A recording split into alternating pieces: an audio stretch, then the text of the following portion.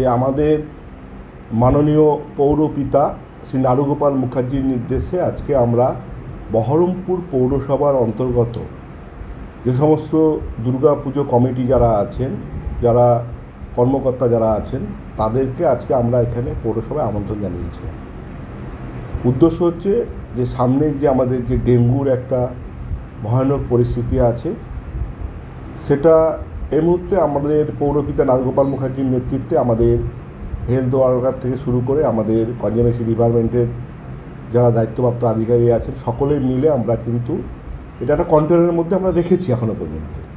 তো আগামী দিনে যাতে এই পুজোকে কেন্দ্র করে এখানে সদর শহর, এখানে মুর্শিদাবাদ জেলা থেকে বাইরের জেলা থেকে প্রচুর মানুষ আসবেন এবং এই যে মানুষের যে একটা জনপ্লাবন তৈরি হবে, তাকে কেন্দ্র করে যাতে কোনো সমস্যার সৃষ্টি না হয় এবং ডেঙ্গু রোধ করার জন্য যে সমস্ত পদ্ধতিগুলো আছে সেগুলো নিয়ে আমাদের যারা এক্সপার্ট আছেন, আমাদের হেলথ অফিসার থেকে আরম্ভ করে যারা নোডাল আছেন, তারা সকলে মিলে আমাদের এক্সিকিউটিভ অফিসার আছেন, তারা বিশ্বভাবে তাদেরকে বললেন আমরা পৌরপিতা নারুগোপাল মুখার্জির নেতৃত্বে আমরা বহরমপুর যে সমস্ত পুজো কমিটিগুলো আছে তাদেরকে সর্বত্রভাবে আমরা তাদেরকে হেল্প করব। কনজারভেশন ডিপার্টমেন্টে যে সমস্ত আমাদের স্টাফ আছে, আমরা পুজোর সময় তার আগে থেকে আমরা ওখানে স্প্রে থেকে শুরু করে এবং আমাদের ব্লিচিং থেকে চুন থেকে সে সমস্ত ব্যবস্থা করব। ময়লা যাতে না ওখানে পড়ে থাকে পুজো কেন্দ্রগুলো, সেগুলো আমরা সবসময় সেগুলোকে আমরা আমাদের কনজারভেশন ডিপার্টমেন্টের মধ্যে দিয়ে সেগুলোকে পরিষ্কার পরিচ্ছন্ন রাখব।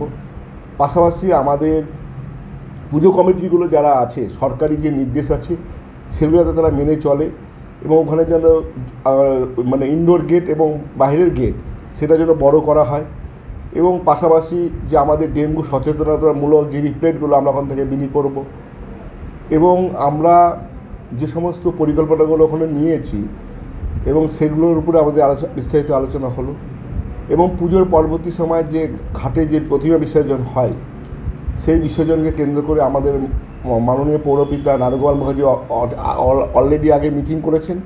সেই মিটিংয়ে আমরা সে ঘাটের লাইটের ব্যবস্থা থেকে আরম্ভ করে এবং যাতে যারা এখানে প্রতিমা বিসর্জন দিতে আসবেন তারা যাতে কোনো অসুবিধার মধ্যে না পড়েন, ঠাকুর যেন ঠিকঠাক করে প্রতিমা বিসর্জন হয় এবং আমাদের গ্রিন ট্রাইব্যুনালের যে নিয়ম আছে গঙ্গা দূষণ রুখার জন্য, তারা আমরা ব্যবস্থা রেখেছি। এখানে লেবার অতিরিক্ত পরিমাণে থাকবে, তারা যাতে ঠাকুর ডমনের পরবর্তী সেগুলোকে তোলা যায় এবং পুজো কমিটির উদ্যোক্তাদের কী অসুবিধা আছে না আছে সেগুলো আমাদের মাননীয় পৌরপিতার নির্দেশ অনুসারে তারা সেগুলো আলোচনা করলাম।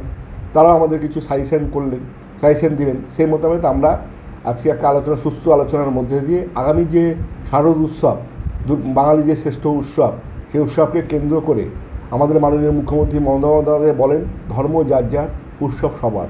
সে বাঙালি শ্রেষ্ঠ উৎসবকে আমাদের পৌরপিতা নারুগোপাল মুখার্জির নেতৃত্বে যেন সুন্দরভাবে হয় এবং সর্বত্র পরিকল্পনা মাফিক হয় এবং আমাদের প্রশাসনের সহযোগিতা তারা সবসময় যেন পুজো কমিটিগুলো করে, পুলিশ প্রশাসন যেভাবে নির্দেশ দেবে সেগুলো যাতে তারা মেনে চলে, সেই ব্যাপারেও আমাদের আলোচনা হলো। আমাদের সরকার অলরেডি 85,000 টাকা করে তাদের অনুদান দিয়েছেন পুজো কমিটিগুলোকে এবং আমাদের ইলেকট্রিকের যে কনজারভেশন যেটা হবে সেখান থেকে 75% মুকুব করেছেন। তো এগুলো আমাদের সরকার সবসময় করে থাকছেন এবং আমাদের পৌরপিতাও সেই সরকারি নির্দেশগুলো তিনি যাতে মানুষের কাছে পৌঁছে যায়, পুজো কমিটির কাছে পৌঁছে যায়, সেগুলো তিনি পালন করছেন পুলিশ প্রশাসনকে সঙ্গে নিয়ে। আগামী দিনে যাতে দুর্গা পুজোটা সুন্দরভাবে হয় এবং বহরমপুরবাসীকে বহরমপুর পৌরসভার পক্ষ থেকে এবং মাননীয় পৌরপিতা নারুগোপাল মুখার্জির পক্ষ থেকে আগাম শুভেচ্ছা জানিয়েছি এবং পুজোটা যেন সুস্থভাবে হয় এবং সবাই যেন সুস্থ থাকে, ভালো থাকে এবং একটা সুস্থ পরিবেশ তৈরি হয়, এই আবেদন রেখে আজকে আমরা এই মিটিংয়ে আয়োজন করেছি। কতজন পুজো কমিটি এই আলোচনায় অংশগ্রহণ? মোটামুটি 80-90 জন মতন উপস্থিত ছিলেন।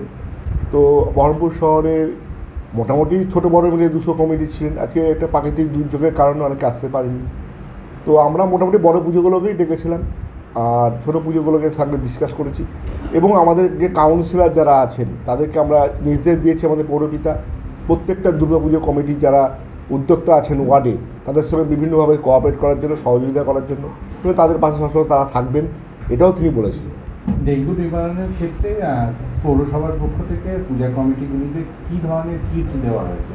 কিট বলতে এগুলো তো কিটের ব্যাপার না, এগুলো যখন স্প্রে করার ব্যাপার আছে, পাশাপাশি ময়লা আবর্জনা যাতে জল যাতে না জমে কোনো জায়গায়, ক্রপ যেগুলো থাকবে সেগুলো যাতে কোনো জল না জমে, বাঁশগুলো আছে সেগুলো যাতে কোনোভাবে জল না হয়, তার জন্য আমরা স্প্রে থেকে শুরু করে আমরা মশা মারার যে আপনার জন্য যে স্প্রে করা, পাশাপাশি আমাদের ব্লিচিং ছেড়ানো, চুন দেওয়া, এগুলো তো আমাদের যারা কনজারভেশন ডিপার্টমেন্ট সেগুলো তো করবেই, এগুলোতে নিয়ে কোনো প্রশ্ন নেই।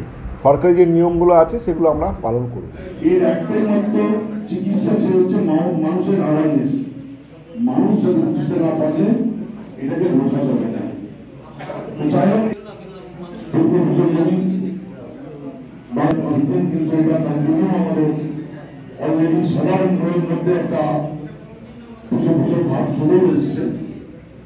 এটা বজায় থাকুক, সুস্থভাবে পুজো হোক। বাইরেও যে সমস্ত মেটেরিয়ালস গুলো দিয়ে আমরা প্যান্ডেল করি, যেমন থার্মোকল বা প্লাস্টিক জাতীয় বস্তু, এগুলো আমরা রোধ করতে পারবো না।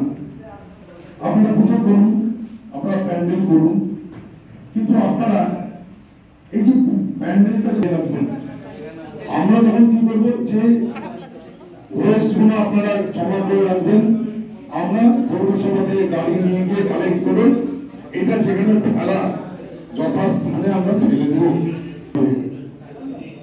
তাহলে যারা দিয়ে আমরা সেই সমস্ত বাধ্যগুলো পূরণ করে দেব।